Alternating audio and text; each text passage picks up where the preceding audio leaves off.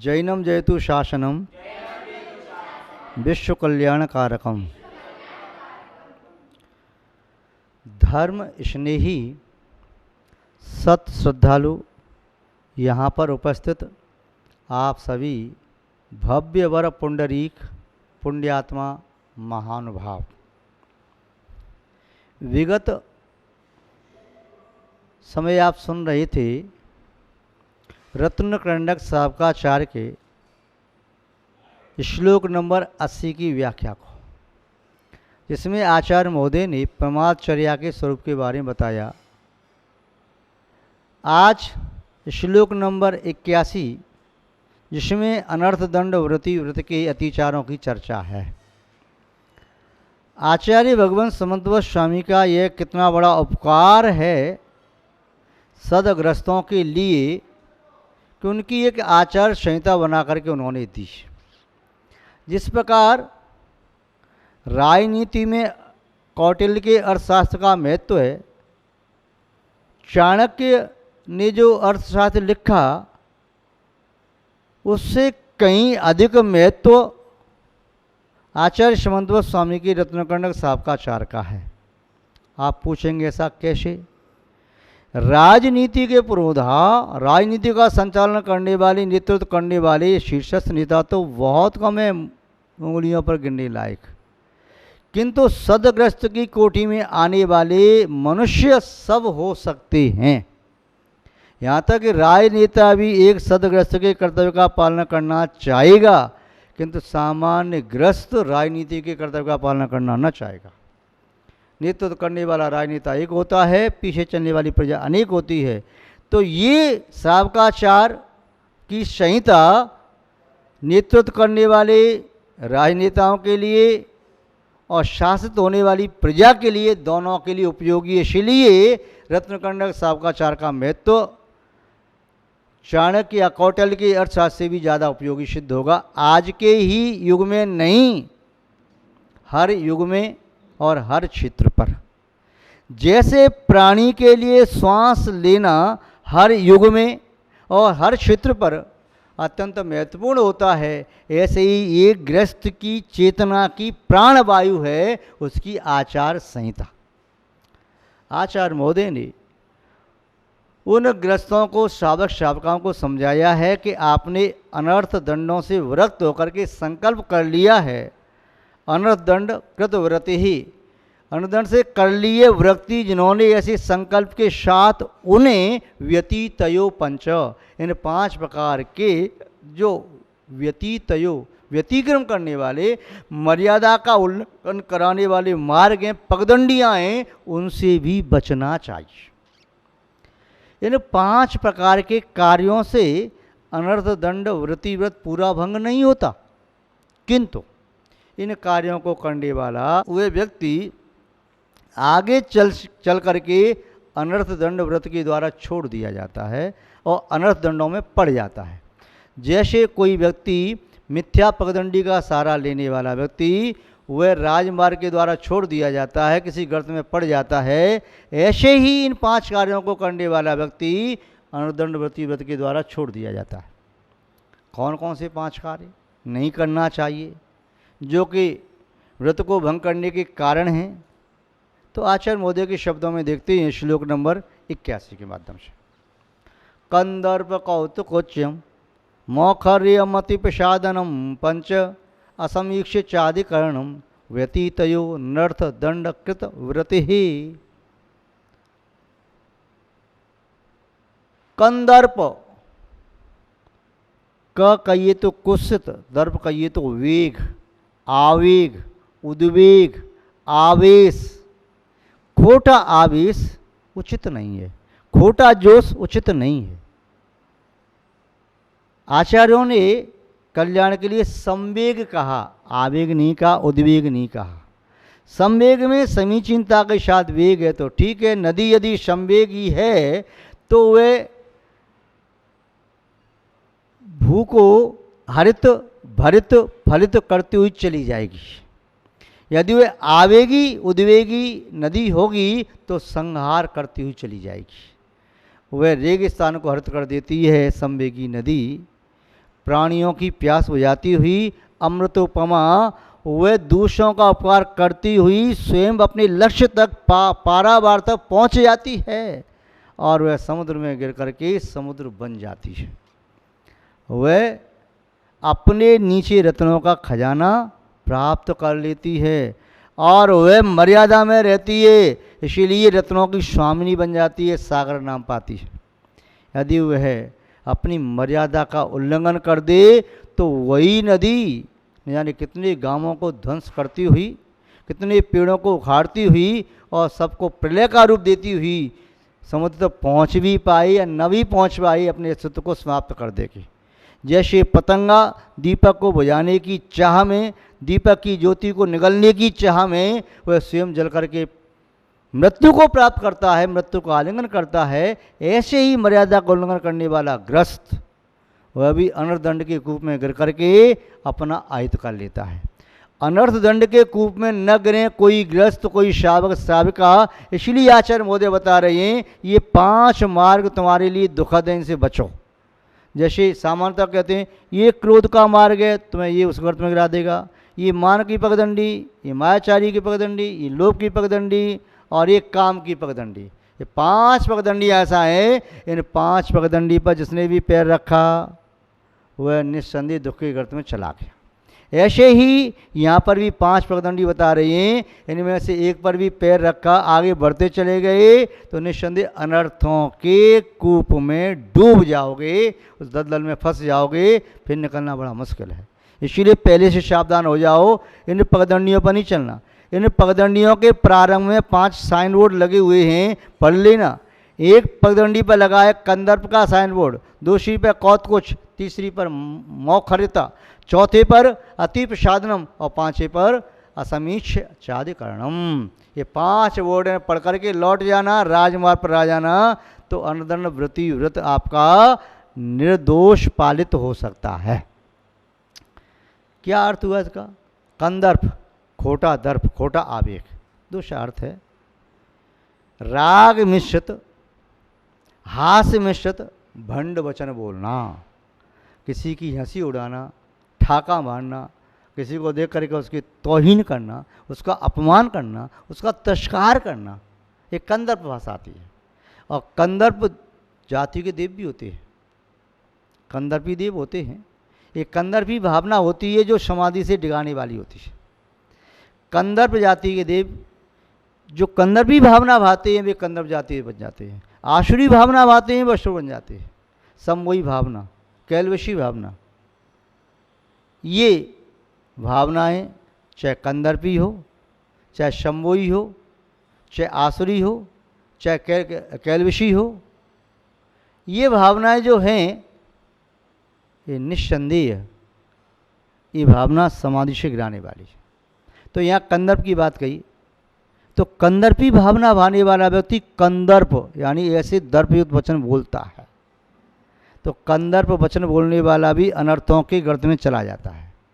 तो आप अपने वचनों पर संयम रखें।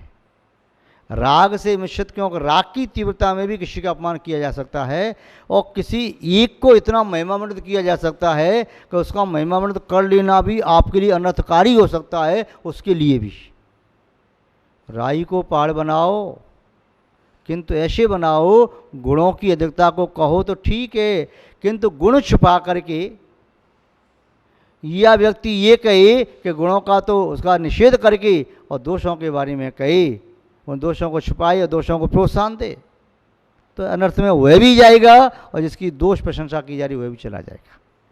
कौत कुछ कुचेष्टा करना, खोटी चेष्टा करना, राग से मिश्रित, द्वेष से मिश्रित, क्रोध आदि से समन्वित होकर के कुछ चेष्टा की जा रही है। किसी को चिढ़ाया जा रहा है, किसी को तंग किया जा रहा है, परेशान किया जा रहा है और उसको परेशान करके आनंद ले रहे, उचित नहीं है।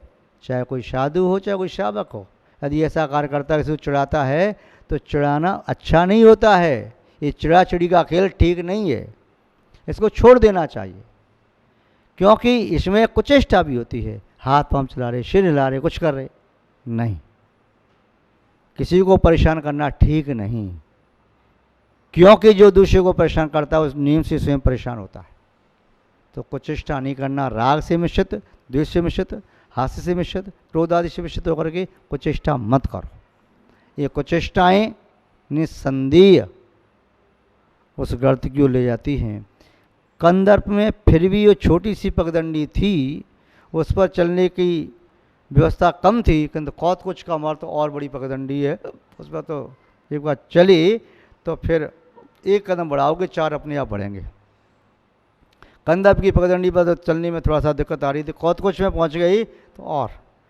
अब इसके आगे मोखरता भी आ गई। मुखरता, बाचालपना, अहितकारी वचन बोलना, अप्रिय बोलना, तथ्यहीन बोलना, धर्म के विरुद्ध बोलना, धर्म आचरण के विरुद्ध बोलना, सदाचार के विरुद्ध बोलना, संस्कृति सभ्यता के विरुद्ध बोलना, मर्यादा के विरुद्ध बोलना, देशभक्ति के विरुद्ध बोलना, देशद्रोह के शब्द बोलना, धर्मद्रोह करना, स्वजन परिजन का विरोध करना, सुकुटुंब का विरोध करना, साधर्मी का विरोध करना, ऐसी वाचालता निस्संदेह अनर्थों की जननी होती है। इसलिए हित मित प्रिय वचन बोलो, ऐसे वचन बोलो जैसे आपके चित्त में भी आनंद हो और सामने वाले का भ्रम संशय आदि दूर हो जाए, उसे भी आनंद की अनुभूति हो। वह तुम्हारे वचनों को सुनने के लिए आ तो रहे प्यासे चातक पक्षी की तरह से। ऐसा नहीं कि तुम्हारे वचन बोलने पर तुम्हारी जीभ काटने को तैयार हो जाए, ये अपने कानों से रुई लगानी पड़े, ऐसी वचन मत बोलो। तो ये वाचालता निस्संदेह दुर्गति की कारण बनती है, ये भी अनर्थों की जड़ है, इससे भी बचना चाहिए। अति प्रसादनम च, अति